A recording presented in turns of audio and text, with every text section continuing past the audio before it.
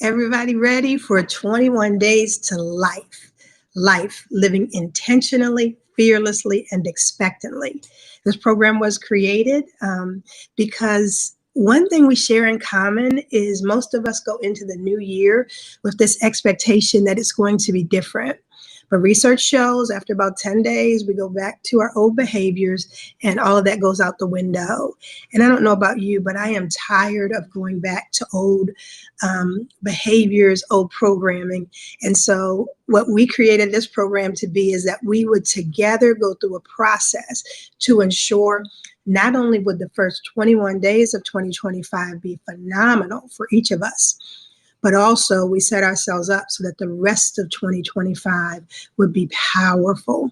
So I thank everyone for joining us. I am Dr. Denise Rollins. I am the Executive Director at the Whole Heart Grief and Life Resource Center. Sometimes people say, I'm not grieving. Nobody died or I've gotten over it. And what I tell people is a couple things. Number one is when somebody that we really love dies, we never get over it, but we can get through it. But also that we don't just grieve death, we also grieve life circumstances. I expect it to be somewhere at this point of life, and I'm not there yet. Even good things like kids leaving home, we can grieve. So that's what we help people to get through that loss so that they can live the rest of their lives freely and empower. So anyway, what are we doing today? What are we doing today? We are at day 3. January 3rd, 2025. Can you believe it? That we are now 3 days into a new year. We talked about yesterday that for some of us, there are things that when we look back at 2024, we are running away from. We don't want those behaviors. We don't want those situations. We don't want those circumstances anymore. So either we're running away from something or we're running towards something. That is something greater that I want this year. Maybe it's my purpose or my passion. It's an achievement that I've wanted to do for years, but just haven't. Sometimes I used to be a diversity manager when I was in corporate America, and we often think that when we have differences, one is better than the other. And what I say is, no, they're just different.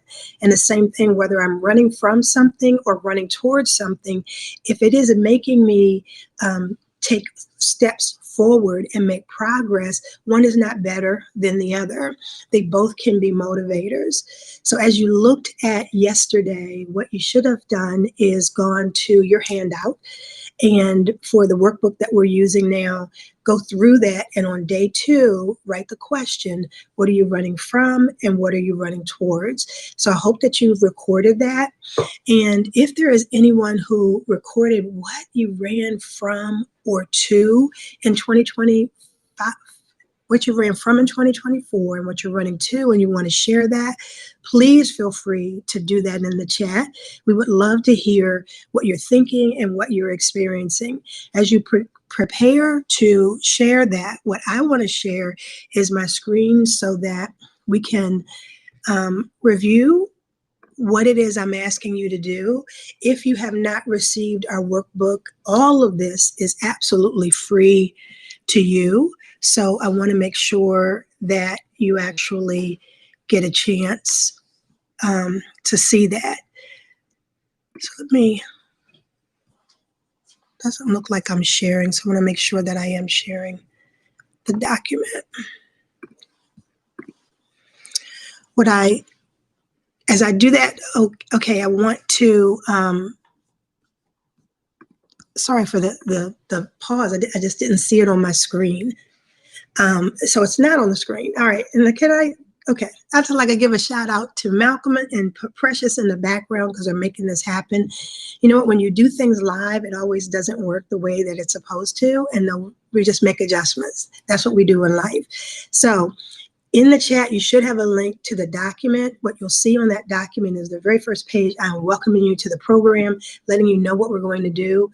On the second page, it is a declaration page where we're going to make declarations for what we're doing. It says here, Malcolm, that the camera is disconnected. Okay. Technology is a trip, y'all. Okay, so we make declarations, and then on page 3, it will have your statements and your questions for this first week. This first week, the theme is, who are you really? And so should have written the questions for day 1, day 2, and now we will talk a little bit about day 3. As we move into day 3, I wanted to really go back to this idea that yesterday we talked about. We can be motivated by pain or passion. And so when you think about what we're motivated by, it helps you to understand if you think about what you're running from or you're running towards, what it helps us to understand is what's important to us. Because if I'm trying to get away from something, it means I don't want to be in that situation. If I'm running towards something, it says that's where I want to be.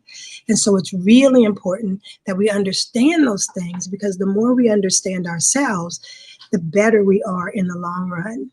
So as we think about today, I really, really want to talk to you about identity.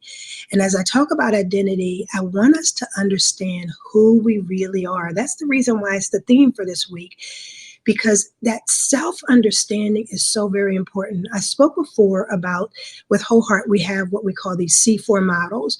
They're models for communication, connection, culture, and also conflict. And those 4 models we created because as we help people every single day, it is so important that while we're there to assist them, that we give them the tools that they can assist themselves. They're the most powerful person in their healing and their growth process. So we want to give them the tools. Well, one of the models that we have is called the connection model. And what we did is we indicated for folks, these are the people who are there to assist you. When I was doing my dissertation about bereavement, what I found was, for most of us, the first line of defense, the first ones that we turn to are family and friends. It absolutely makes sense, because those are the ones who are in our lives the most, and oftentimes they love us and they know us better than other people do. They've often seen the good and the bad. So when I think about my grief journey, each time that I had a loss, it was my family and friends that I turned to first. In each of those journeys, I've said it before and I'll say it again, I wanted everybody to be there to support me, to love me, to work me through it. And at times there was anger because so-and-so didn't call me or this person didn't help me. But what I found was I had some constants who were my rocks. So I say now that on my left side was my sister Tia, on my right side was my cousin Joy, and behind me was my stepmom Alice. And those 3 would not let me fall. And them as family and friends were key to my development. They were key to me staying positive at times, for being people who could listen to me as I cried.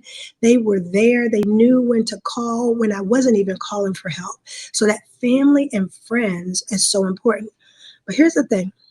The good thing about family and friends is that they love you. The bad thing about family and friends is that they love you. What does that mean? It means that sometimes it's hard for them to be objective. Sometimes it's really hard for them to see you hurting. And so when you need that objective voice, and when you need that trained voice, because they're not always trained as clinicians, then you turn to the other resources. And so for me, I always say at 30 years old, right after my mom was killed, and I felt like I was losing it. I remember ending up in the hospital with these headaches that they could not diagnose the reason. Later, I realized it was my body saying, either you deal with this or I'll deal with it. And what it did is it forced me to go into therapy. What I loved about that therapy is that person, she walked me through a process, not just to deal with my mom's death, but the aftermath of the death and also what existed before the death. Because believe it or not, I had issues before my mom died. And she helped me from a clinical perspective, from an objective perspective, to work my way through.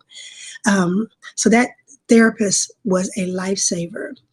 What I've now found is a middle ground between a friend and a therapist is a life coach. That's the profession that I actually chose to go into. And I always see that life coach as this objective companion who is walking you through the process. So you get it? So these connections are important. You got family and friends, you've got therapists and counselors, and then you also have life coaches.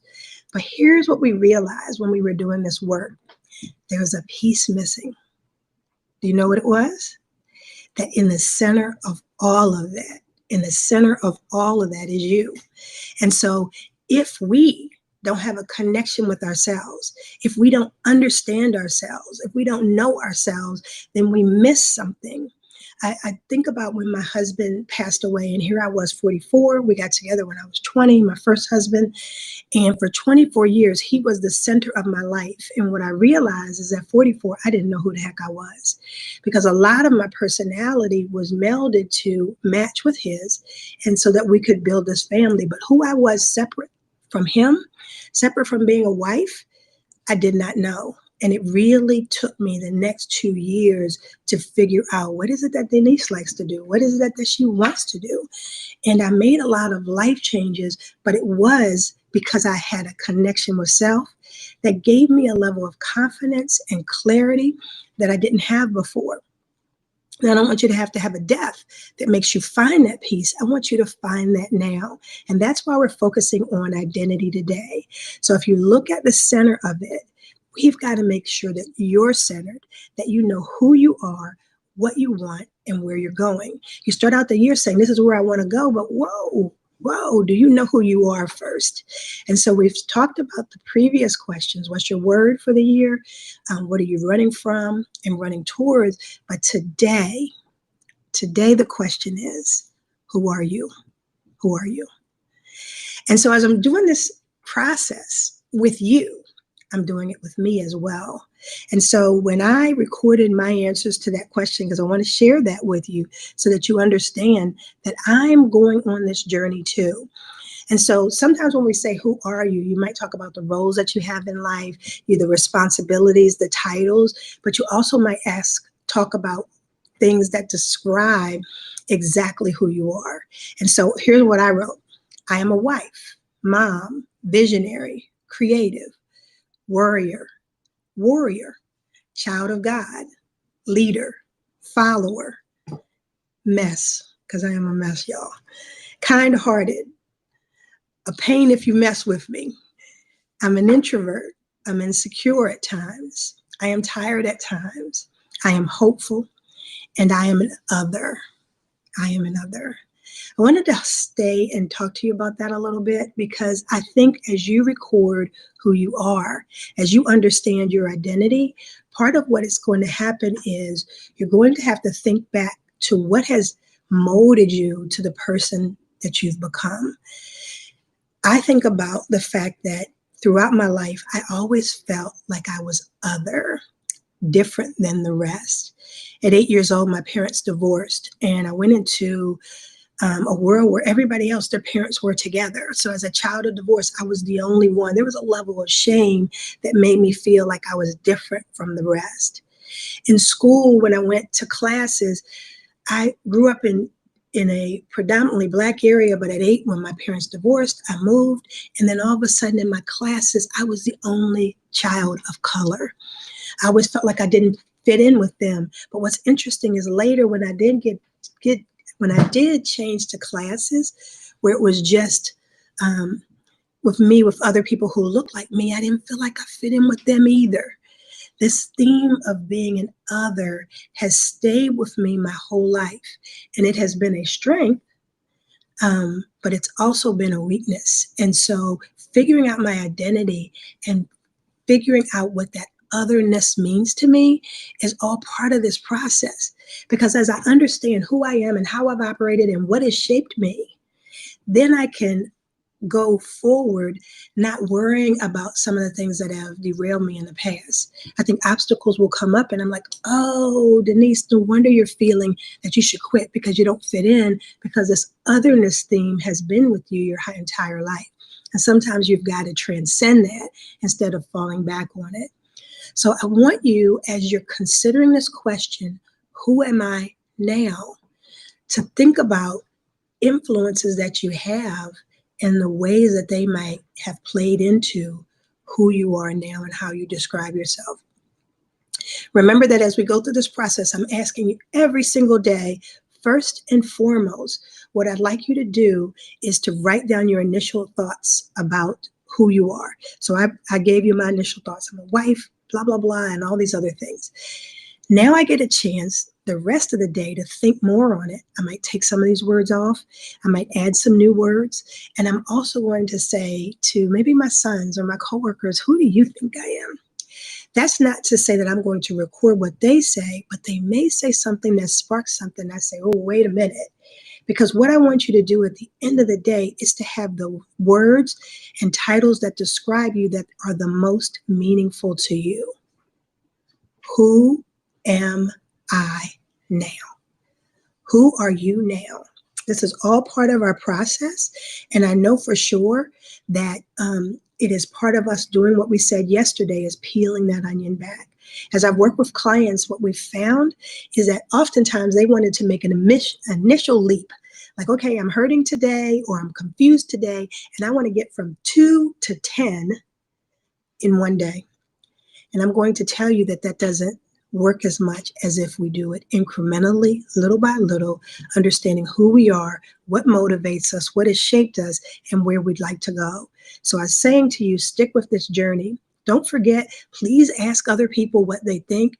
And if they get intrigued by what you say, you know what I want you to do? I want you to tell them, won't you be part of this process? You can go to YouTube, you can watch the previous videos, and we can do it together. What I found in working with people at the Whole Heart Center is it is so powerful when I can coach someone one-on-one. But when they have partners in the process and people that they can talk about it with and process it with, the learning goes even deeper. Those folks become your accountability partners. Those folks will hold you and say, wait a minute, don't forget, this is what happened before. What are you going to do now?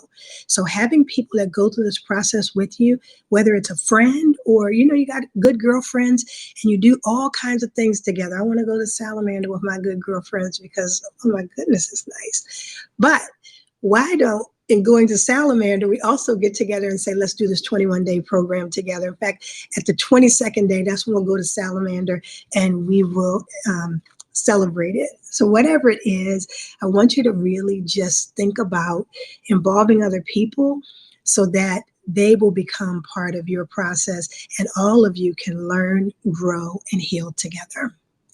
So you got your question for today. Who am I now? I want you to answer that question, and I want you to prepare to come back tomorrow for day 4, and we'll go deeper with that question. Each day, a little bit deeper. Each day, we will learn, grow, and heal together. Here's the thing. I don't want this to be one-sided. Technology didn't work for us today, so I didn't get to see everything that you have in the chat. And I didn't get to interact like we normally do. But here's what I want, that if you have something that you really want to share with us, you can post it on our first Facebook page. In fact, we've created a private Facebook page for the people who are going through this program. So thank you, Precious and Malcolm, for being part of that. But then also, if you're not on Facebook and you just want to text us or call us, 866-393-5847, do it. If you want to ask a question or just want to say, hey, I'm here and I'm liking it, or here's what you can do better. Because I love the people who also tell us how we can improve. Or the last way is if you want to send us an email, just the word support@wholeheartcenter.org. That's a great way to connect with us. We want this to be an interactive process that we feel like we're learning, growing, and healing together. All right, so today is January 3rd, 2025, and we have made it through day 3. Who am I now? Work on that question, and I'll see you tomorrow.